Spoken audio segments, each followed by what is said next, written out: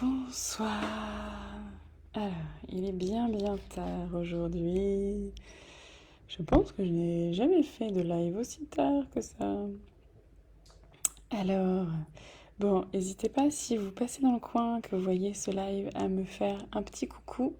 Je sais qu'il est très tard, donc je ne sais pas si certains d'entre vous seront branchés à cette heure-ci. Puis ce sera un live, je pense pas trop long, justement parce que je suis un petit peu fatiguée à cette heure-ci. Euh, j'ai réfléchi pas mal à ce que j'allais partager avec vous ce soir, parce que c'est vrai que en faisant des lives tous les jours, j'essaye quand même d'avoir des choses intéressantes à vous transmettre. Et bah, il y a des jours où c'est évident, il y a des jours où ça l'est moins.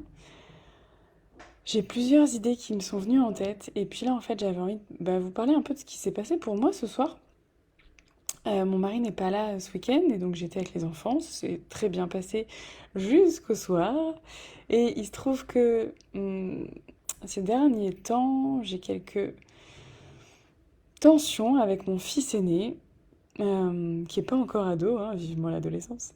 Moi, j'ai pas trop peur, ça ira. Mais en tout cas, il y a parfois des tensions entre nous, et notamment sur le brossage des dents du soir, parce que à chaque fois, au moment de se brosser les dents, il n'a plus d'énergie, il est crevé, alors que il est capable d'aller jouer, d'aller lire, mais pas de se brosser les dents.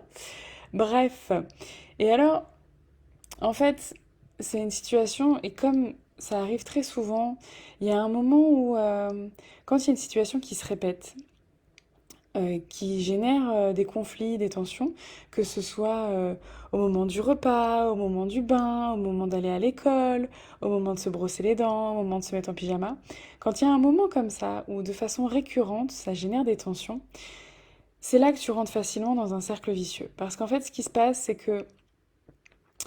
euh, alors, la qualité de l'image est vraiment pourrie sur Instagram, mais bon, c'est pas grave.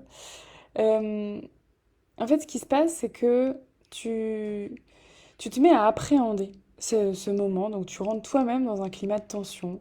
Tu arrives en fait à ce moment-là en étant tendu et en te disant que ça va être compliqué, que ça va mal se passer, que ça va encore être l'horreur, que bla bla bla. Et donc tu appréhendes, tu augmentes ta tension, ton stress, donc tu es déjà en stress, donc du coup tu génères du stress chez ton enfant parce que le stress, c'est contagieux. Et donc le fait que tu anticipes que ça va mal se passer augmente le fait, enfin le risque que ça se passe mal. Et c'est là que tu rentres vraiment dans un cercle vicieux parce que du coup, t'es déjà en tension, ça commence à mal se passer, du coup ta tension monte et du coup ça peut partir en vrille très très vite. Et donc oui, moi aussi ça m'arrive d'avoir des moments comme ça avec mes enfants, avec tout ce que je travaille sur moi, avec tout ce que je connais. Bah, malgré tout, je suis un être humain et, et donc parfois il y a des tensions comme ça. Donc c'est déjà bien de savoir voilà, que notre enfant ne le fait pas exprès, que même si on ne le fait pas exprès non plus, on a notre part de responsabilité là-dedans, dans cette montée crescendo de stress et de tension. Et donc, déjà, quand on a notre part de responsabilité, ça veut dire aussi qu'on a notre part de pouvoir et d'action là-dessus. Donc plus je vais essayer de voir les choses positivement, de voir quel moment ça se passe un peu mieux que d'habitude, qu'est-ce qui a fait que ça s'est passé un peu mieux, comment moi je vais prendre soin de moi pour être le plus zen possible à ce moment-là. Et puis peut-être aussi réfléchir à ces situations-là, quand il y a une situation particulièrement compliquée, c'est intéressant aussi d'en discuter avec son enfant en dehors de la crise. Parce que pendant la crise, c'est pas le moment où on arrive à discuter, à réfléchir. Parce que quand on est sous stress, on n'a pas accès à la partie raisonnement de notre cerveau. Encore moins notre enfant pour qui cette partie-là, le cortex préfrontal, est complètement immature. Donc, c'est compliqué d'essayer de résoudre les choses quand on est au cœur de la tempête. Donc, l'idée, c'est d'essayer de ne pas augmenter trop les tensions déjà, donc en fait de limiter la casse tout simplement. Et l'idée que j'aimerais juste transmettre ce soir, qui peut paraître simple et en même temps qui est vraiment très importante, c'est que quand tu sens que tu pars en cacahuète, quand tu sens que tu commences à t'énerver, que ça monte, que... Tu sais, il y a ce moment où c'est comme si tu avais lancé les chevaux au galop et que tu n'arrivais plus à les arrêter et que tu essayes de te retenir mais tu n'y arrives plus, que tu sens que tu fonces droit dans le mur en fait, que tu commences à t'énerver, que tu commences à crier et que plus tu cries, moins ça marche. Parce que c'est vrai, la seule chose qu'on va obtenir en criant, c'est qu'à un moment, notre enfant, il va se figer tellement il sera stressé. Donc, c'est pas satisfaisant. Ou alors, on va rentrer dans la violence, dans la menace, dans le vrai conflit, dans quelque chose de, ben, pas très productif, pas très chouette. Et quand on sent qu'on en arrive là, alors déjà, c'est bien quand on arrive à sentir ça, c'est une première étape, je dirais. Et parfois, on peut pas résoudre la situation là maintenant. Et c'est important de se dire que c'est ok. C'est ok que là maintenant, t'y arrives pas. C'est ok que là maintenant, tu trouves plus la solution parce que ton cerveau, il est parti en vacances. Ta capacité de raisonnement, elle s'est barrée. Elle est plus là. Donc lâche l'affaire. Et c'est pas d'avoir une idée brillante à ce moment-là. Quand ton stress, il est au max, ton cerveau, il est mort. Il est en mode survie, il est en mode réaction, il est en mode je fais de la merde. Donc, dans ces cas-là, pause! Fais une pause. Fais une pause. Quelle que soit la situation, évidemment, quand ton enfant est en danger physique immédiat, tu agis tout de suite. Ok, il n'y a pas de débat. Mais quand c'est parce que il finit pas son assiette, ou parce que on est en retard à l'école, ou même quand il y a la notion du temps, même quand tu as l'impression d'être pressé par le temps et de ne pas avoir le choix, il vaut mieux, en tout cas à mon sens, il vaut mieux être en retard à l'école, en retard au boulot, en retard à un rendez-vous hyper important, que de te mettre à hurler sur ton enfant et à toi pas être bien et à ton enfant pas être bien non plus. Et encore une fois, il y a des moments où tu vas crier sur ton enfant et ça arrive. Et c'est comment tu vas essayer de réparer et de faire en sorte que ça te permette d'avancer, de grandir et de faire en sorte que ça ne se reproduise plus ou pas comme ça. Mais si au moment où tu sens que là tu pars en cacahuète, que là ça monte trop, je dis ça parce que c'est vraiment ce qui s'est passé pour moi ce soir. Je sentais en fait que je parlais à mon fils et qu'il était crevé et que j'étais crevée et que tout ce que je disais, ça servait à rien parce qu'il ne m'entendait pas, qu'il n'avait pas les capacités pour faire ce que je lui demandais, se brosser les dents. Et moi, j'étais fatiguée aussi, donc j'arrivais plus à communiquer sereinement avec lui, j'arrivais plus à l'accompagner avec douceur et bienveillance. Donc en fait, j'ai fait une pause. Juste, je suis retournée au salon, je l'ai laissé jouer, je l'ai laissé faire ses trucs. Et tant pis si c'est pas brosser les dents tout de suite. On peut se dire oui, là ça va, c'est bon, on a le temps. Mais c'est ça surtout. C'est ça surtout parce que moi ça m'est arrivé plus d'une fois avec ma dernière d'avoir des tensions au moment de partir à l'école et moi avec mon stress qui monte parce que je déteste être en retard, parce que mon papa il m'a appris à être tout le temps hyper en avance à tel point que c'en était pénible. Et j'ai appris à, quand je sens que la tension monte trop avec ma fille, même quand il est 8h20 et qu'elle est censée arriver à l'école à 8h20 et qu'elle est encore à poil en train de courir dans sa chambre, j'ai appris à faire ok, stop, je fais une pause, je vais aller boire un verre d'eau, je vais aller respirer un peu, je me calme et je reprends en fait les rênes, je me redirige, j'arrête de laisser mon stress m'emmener droit dans le mur en fait. Et tant pis si j'arrive un peu en retard à l'école, c'est pas grave. Je préfère ça que de me mettre à hurler et que ça se passe mal avec ma fille. Et là, je préférais, ben voilà, que aller faire une pause, aller me poser sur le canapé et retrouver mon calme avant de retourner voir mon fils. Et je me suis un peu réénervée avec lui après m'être calmée parce que c'est quand même une situation qui m'agace et on va en discuter à tête reposée. Mais c'est important en fait je pense, de sentir le moment où tu vas aller trop loin.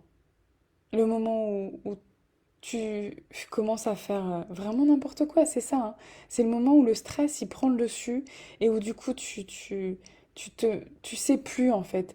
T'es tellement démuni que tu rentres dans des choses qu'on t'a peut-être transmis étant enfant, qu'on t'a transmis dans la société de bah, il faut prendre le pouvoir sur l'enfant, il faut y aller plus fort, il faut le menacer, il faut lui faire peur, il faut y aller avec de la force et ta puissance, et que l'autorité, c'est écraser l'autre. Ben en fait, l'autorité, c'est pas ça. Écraser l'autre, c'est pas faire preuve d'autorité, c'est pas ça qui va faire que l'autre te respecte. On respecte les gens qui sont puissants, qui savent se diriger, qui savent se contrôler en fait. Pas ceux qui ont besoin d'asseoir leur autorité sur les autres. Quand tu es suffisamment puissant, quand tu as suffisamment de pouvoir personnel, euh, tu es dans la coopération en fait avec les autres. Même quand c'est compliqué, même quand ton enfant il n'a pas les capacités de répondre à tes attentes. Même quand parfois tu sens que ça va trop loin et que donc tu as besoin de faire une pause. Et dans cette histoire de lâcher prise aussi, alors il y a plein de choses parce que c'est ça, hein, c'est un moment je vais lâcher. Je sens que la tension elle monte, elle monte, elle monte, je lâche. Je lâche parce que ça va m'exploser à la figure en fait.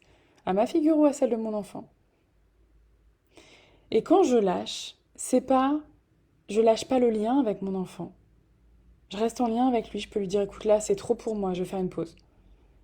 J'ai pas envie que ça parte trop loin entre nous, j'ai pas envie de te dire des mots, faire des choses que je vais regretter après. Donc je vais faire une pause. Je reste en lien avec toi, je t'aime, j'ai envie de te comprendre, mais là j'y arrive pas.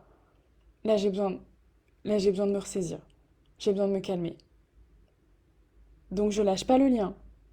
Je me dis pas non plus que il y a quelque chose qu'on nous transmet beaucoup, c'est oui mais du coup c'est lui qui a gagné.